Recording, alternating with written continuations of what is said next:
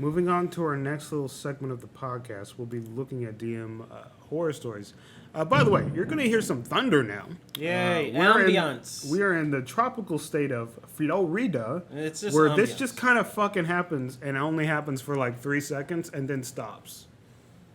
We get hurricane winds for like 5 seconds and 5 minutes. 5 hours. Or 5 hours. And then nothing. It's a good thing I came inside at this point, because I went outside and did what I had to do before I had to deal with that crap. Because literally didn't even show that it was going to rain. It just started. Yep, it is a flash flood. Florida is a great place. Yes, it is. Okay. We'll look at our top story of this day at the moment. We have DMPC has Holy Avenger at level 2. We kill him and take it for ourselves. DM quits. Okay, so before we even get into a story, I will explain what RPG Horror Stories are. RPG Horror Stories is a subreddit. RPG Horror Stories is a subreddit where you are able to post your horror stories or that guy stories or terrible experiences in the D&D or tabletop community and share that with others. So that's what we're going to be looking at. We'll be talking about these stories real quick and then kind of going from there. Move my coffee this way. So like I said, DM PC has a Holy Avenger at level 2. We kill him and take it for ourselves. DM quits.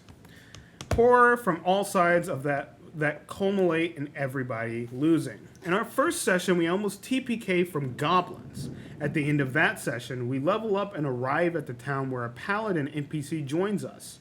The DM says, "I'll help you out since it looks like you're having a rough time." Our next mission is to infiltrate a zombie bandit hideout under an abandoned mansion. At first, it looks like another near TPK with the bandits hitting pretty hard. But then the DMPC pulls out his holy sword and smites everyone in sight. OOC, I know this is the Holy Avenger. I have a talk about how OP this is for level 2. And the DM says, "Well, do you want the help or not?"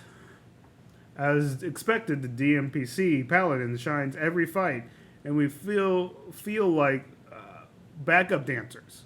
This keeps on going until level 3, where we're all annoyed at this point. During the night, we plot to steal the sword. We stab him in his sleep, and the DM says, "PvP is not allowed. You can't murder hobo your ally and steal his sword." I don't want to continue DMing for you guys. I can once again see both sides of that story. I can. Why are you just stabbing this guy? Why are they just killing him? They could have went about that way different. They could have just stole the sword. They could have just stole the sword. And not killed the guy. And not killed him. I can, like, that's just like, That's a lot, dude. Regardless, I don't think there's really much to this story in general besides the fact that it was very simple. Like, everyone's the asshole here. Yeah, even literally. though like we're not doing I am the asshole, but yeah, everyone's kind of a jerk here. Granted, the DM clearly doesn't feel like he knows what he's doing. Yeah. There's some cool things here. I like the idea of a zombie bandit hideout. That sounds fun. That sounds really fun. But if you are talking about like what level?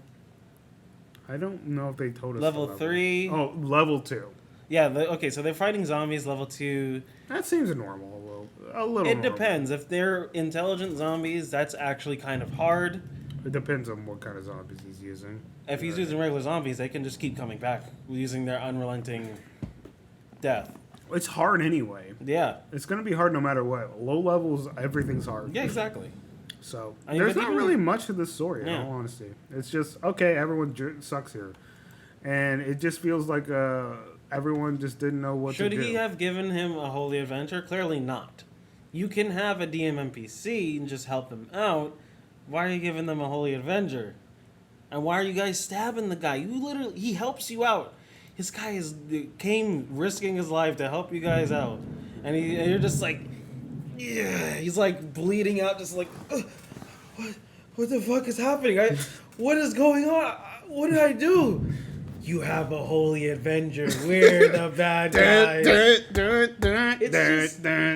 Like, imagine that in a real life scenario. That's a terrible. You know what I'm saying? Like, Yeah. it's, Well, you don't have to. That story was silly, and I didn't like it very much because no one wins. no one wins at all. All right, so this one is DM brought players' actual dead brother into the game as a ghost.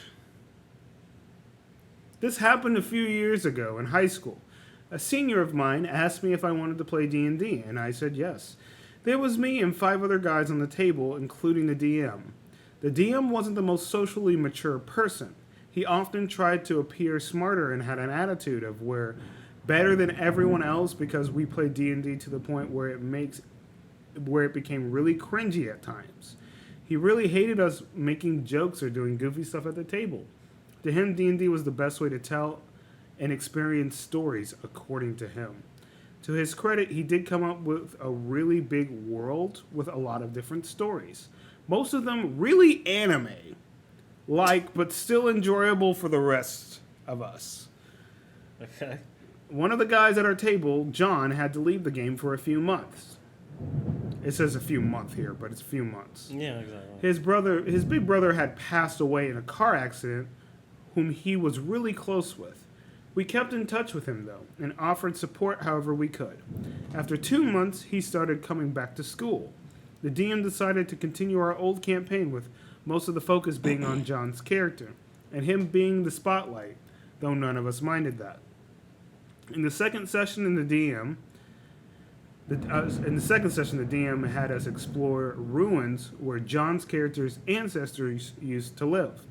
Then we met a ghost who looked exactly like John's brother and had the same name and even told us about how much he loved his family and little brother. John left the table without saying anything, and the rest of us didn't know what to say. The DM didn't know his brother, had never met him, but somehow thought it was a good idea to include him 2 months after his death. We all apologized to John and asked the DM to apologize, but he couldn't see what he had done wrong. He later sent a message to John saying how he was thinking this would help provide him closure. We all stopped playing after that, and I only recently started playing D&D on Discord. Well, that's just unfortunate. Yeah. That's unfortunate because I can see how the DM was trying to do a good thing here, but you have to talk to people, man. This is where this guy fails. He did not communicate with his party or his team. He wanted to surprise his friend who had recently lost someone very close to him with something that could trigger some sort of PTSD for him at the moment. He had a good heart going into it. It wasn't malicious from what they said, but he went about it the wrong way. Yeah. The intent was there, but you can't just spring things on people for the sake of, I have to make a good story and I want to emotionally draw something from this guy. There's ways to do that without, drawing on real life. Or if you plan on doing that, this is one of the rare occasions you have to talk to people. There is a thing in the community where you talk about what could potentially trigger you before you play the game. But I mean, that was kind of a new big thing. In general, that was kind of like it's also high school. Yeah, I get that. You also have to look at it like that. It's also high school. It is high school, and no one's really thinking about others in high school. And not only that, once again, they said this person wasn't socially mature. No. Clearly, I can tell. I see this guy already. Oh, yeah. And the way that he DMs, like, he clearly isn't a bad DM, otherwise I wouldn't continue to play with him. But the way that he went about it was very inappropriate. You shouldn't use real life stuff, especially if it's fresh. And if you do plan on doing that, you need to talk to people. Communicate with your party. Like, mainly the one who's dealing with anything. Yeah. Communicate to the person you plan on to. fucking with. Even though you're not really fucking with them, you know what I mean. We'll do one more, and we'll be good. I think that's enough of that one. That's a sad one. This one's gonna be good for you. First paid DMing gig doesn't get past session 0. Trigger warning. Nondescript mentions of R.A. Rapi. Was that someone? Yeah. People are squealing out there. I mean, they're outside. I mean, Get inside. It's a storm. What do you think? I think school's actually getting out. Probably. Damn. Yeah, So, don't go to school. without really saying it on the channel or just in general, you know what we mean here. Some very inappropriate things. Okay, so I've been sitting on this story for about a month, but after encouragement from some other professional dungeon masters, here I am. Learning lessons from the garbage pail of life so you don't have to. This happened approximately 2 months ago. I was in a Discord server for a local game store when someone reached out in the general chat to ask if there were any DMs in the area that would like to run a game at a tattoo shop in the area. Them's my people, I thought. This would be fun, I thought. You fool, you ignorant fool. So I reached out, and after some back and forth discussions and a few links to games I streamed for reference on my actual play channel, we agree that it'll be a bi-weekly game for 5 people at the business after hours. For very new players, but I honestly love teaching the game, so I saw it as a super fun opportunity, especially since I haven't played at an actual table since the onset of COVID. Red flag number 1. 2 weeks later, when they finally got around to adding me to the group chat with 11 other people after voicing my inability to juggle that many people and some hemming and hawing, we agreed that we would limit it to 6 with some rotating bodies and plan a session 0. I requested they let me know what time works best for them so that they wouldn't be busy tattooing, working, etc., as I don't want to interrupt the flow and also have them be able to provide the attention necessary for a first-time player to really hammer on what's going on. I arrive there. There are 2 players who are still tattooing, with others waiting to go. Of the initial 11, only 3 show up. We ended up talking for 10 minutes after I sat there doing nothing for 2 hours. One player made a character, and everyone decided they wanted to go to the bar or go home and split with the agreement. We'd figure out the rest over text. Believe it or not, it only got worse. The only player with experience texted in the group chat asking if he could play a ranger because I don't want to abide by a moral compass. Also, I want to be a cannibal. Weird, but okay. I informed the entire group, you can do what you want within reason, but keep in mind that this is a living world and it will react to your actions as such. Crickets. Cricket, cricket, cricket, cricket. 2 hours later, the next text comes through. Okay, but if I play a cannibal who only eats bad guys, also I want to R-word them. You can put that together.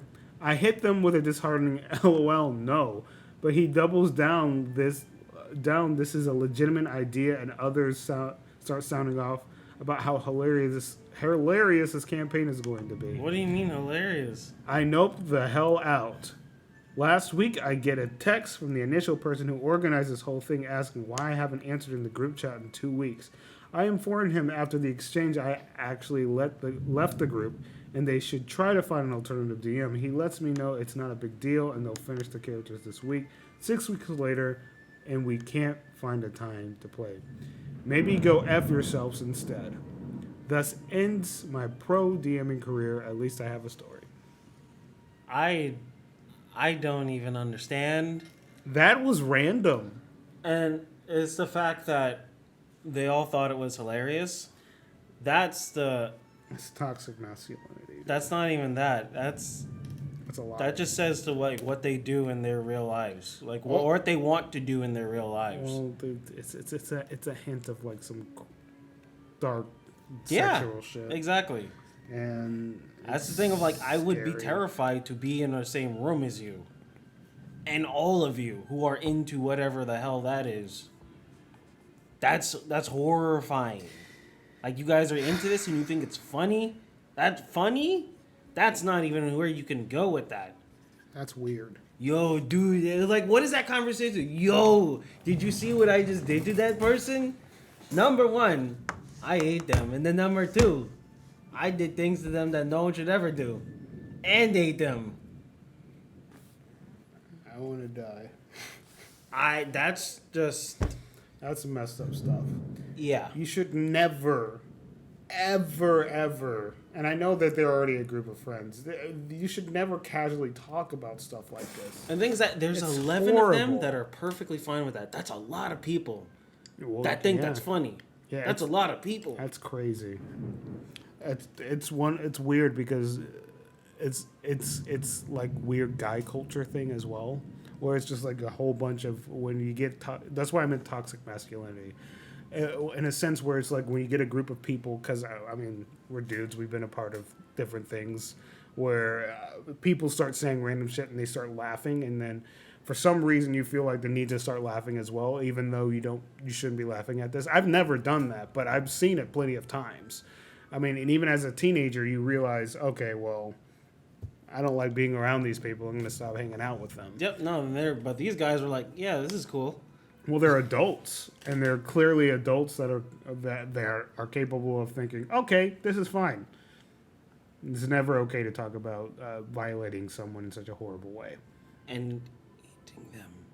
Yeah, that is a random one. Eating them. Why are we just going to add that to it? You know what? I have to come up with a creative idea, and it has to be so outlandish that my friends laugh. That's stupid. Like, there was face jerky. But then there's completely devouring them whole. That's a whole nother thing. Yeah. It's pretty rough. That's a rough one. That's going to be a no for me, dog. It's going to be a no for me, dog. All right, I think that's that's a good place for us to stop our little segment on RPG horror stories. That's a rough one right there.